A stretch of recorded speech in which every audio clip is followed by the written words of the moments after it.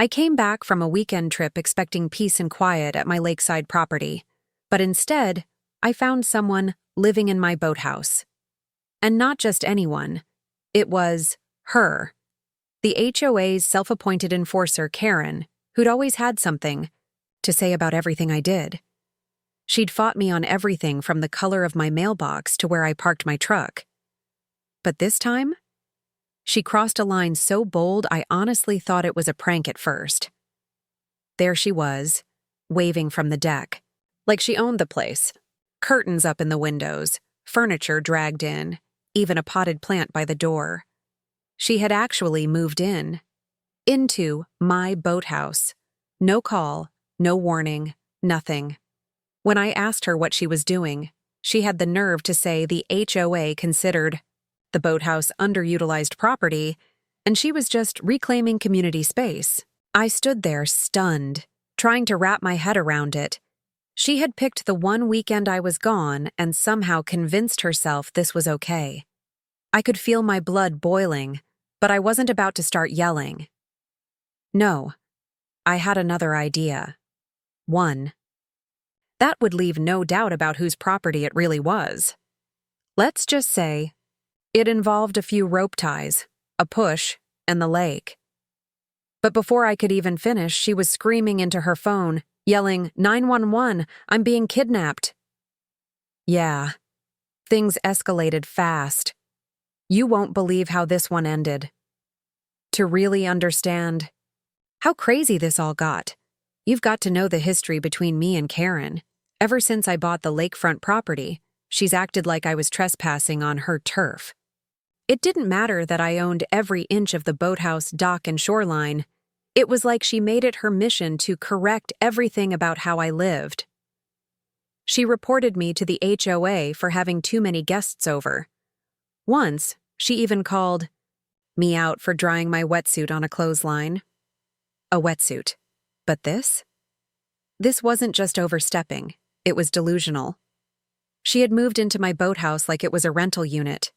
Apparently, while I was gone for the weekend, she'd told a couple of neighbors I had abandoned the space and that the HOA had legal grounds to reclaim it. Total nonsense, but she spun it well enough to make a few people believe her.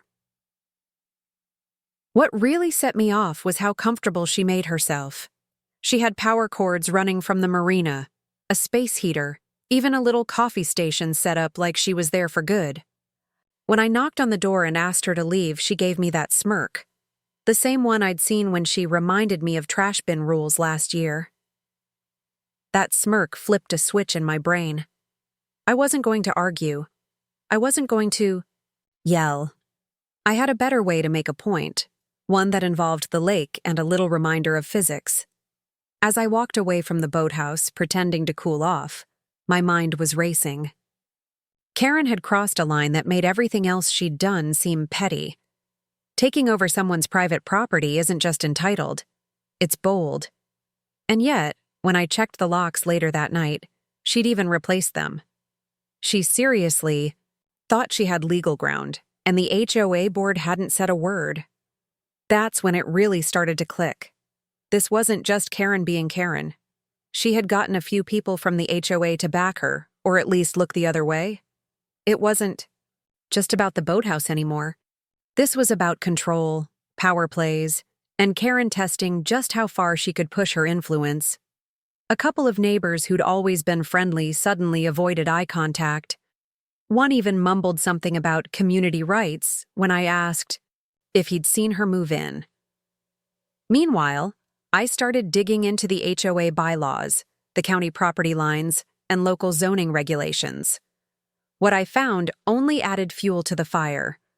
My boathouse, dock, and the land beneath it were not governed by the HOA, not even a little bit.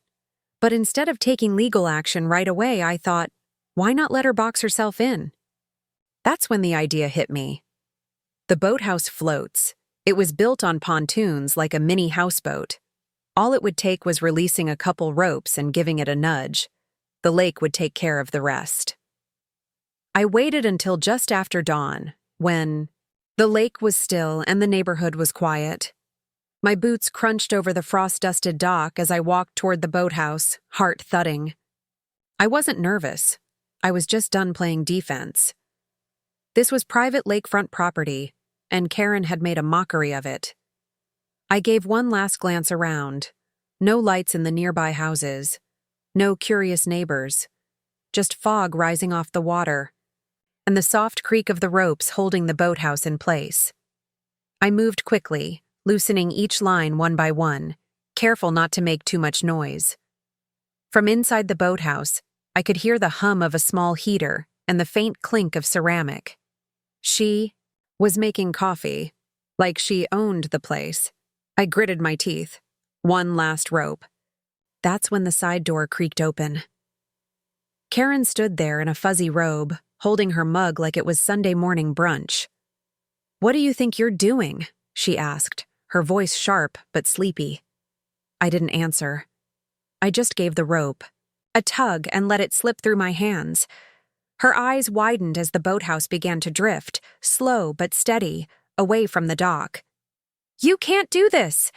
I'm calling the HOA! No, I'm calling 911!" She turned and rushed back inside, slamming the door behind her. I stood there watching, the boathouse now gliding a few feet out onto the water, picking up pace with the light wind. I had a feeling this call was going to be one for the books. Not even 5 minutes later, I heard sirens in the distance. I figured it was just for show. Karen trying to save face. But as the cruiser rolled onto the gravel near the dock, I saw more than just one deputy. 2 vehicles. Flashing lights reflected off the lake as the drifting boathouse bobbed farther from shore. One deputy came straight toward me while the other trained a flashlight on the water, tracking Karen's makeshift houseboat as it floated awkwardly near the center of the lake. "Are you the property owner?" the first deputy asked, firm but calm. "Yep. Got the deed and everything," I said, already pulling out the file from my truck. That's when things took a sharp turn. Karen had apparently told dispatch I'd kidnapped her by setting her adrift in an unsafe structure. The second deputy was now calling in for a possible marine rescue. I couldn't believe what I was hearing. She actually locked herself in the boathouse and was now shouting through the window that she feared for her life. I stood there dumbfounded, realizing she wasn't just playing victim. She was turning this into a full-blown crisis. My jaw tightened. Suddenly, it wasn't about a trespassing HOA Karen anymore. It was about being painted as some sort of threat on my own land. The entire situation was spiraling fast, and the deputies were clearly unsure of who to believe. That's when the county zoning official's truck pulled in, unannounced, and everything changed. The zoning official stepped out of his truck, clipboard in hand, completely unaware of the chaos unfolding on the lake. One of the deputies walked over to brief him while the other tried again to call out to Karen, who was now dramatically pacing inside the floating boathouse, waving her arms like she was in a hostage situation. Meanwhile, I handed the zoning guy a copy of my land deed, complete with the lake boundaries and structure ownership. He took one look, nodded, and muttered, "This isn't gonna go how she thinks it will." Moments later, he walked over to the deputy and calmly said, "That's not her residence. It was never approved for occupancy, and this lake is privately zoned under the rancher's name." You could feel the tension shift. The deputy's tone changed. No more accusations, just protocol now. They called out to Karen again, letting her know she'd need to come to shore voluntarily or they'd have to initiate a retrieval. But just as she opened the boathouse door to yell something else, the floor gave way slightly. Too much weight. On one side, everyone froze as the structure tilted and water started seeping in. Karen panicked, slipping on the wet deck and screaming for help. Luckily, she was pulled in by the deputies in a small rescue boat before anything serious happened. As they helped her into the cruiser, drenched and furious, the twist came. She had filed a claim stating she was residing at the address for tax purposes. The real reason for moving in? Homestead tax loopholes. After everything calmed down and Karen was escorted off my property, the deputy came back over and just shook his head. "I've seen some wild HOA stories," he said, "but this one takes the cake." Turns out, not only had she been squatting in the boathouse, but she'd tried to use the address to dodge higher taxes in her actual neighborhood across town. The county official started a full investigation, and within a few weeks, she was facing fines for fraudulent filings and trespassing. I spent the next few days repairing the slight damage to the boathouse and reinforcing it so no one could ever just float in and claim it as their own again.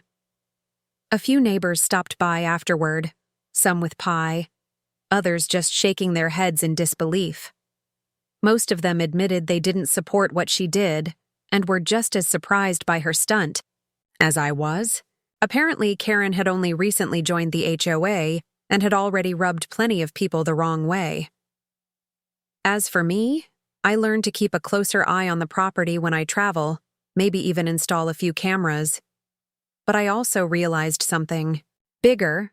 Some people really think rules don't apply to them until they're confronted with facts and a little pushback.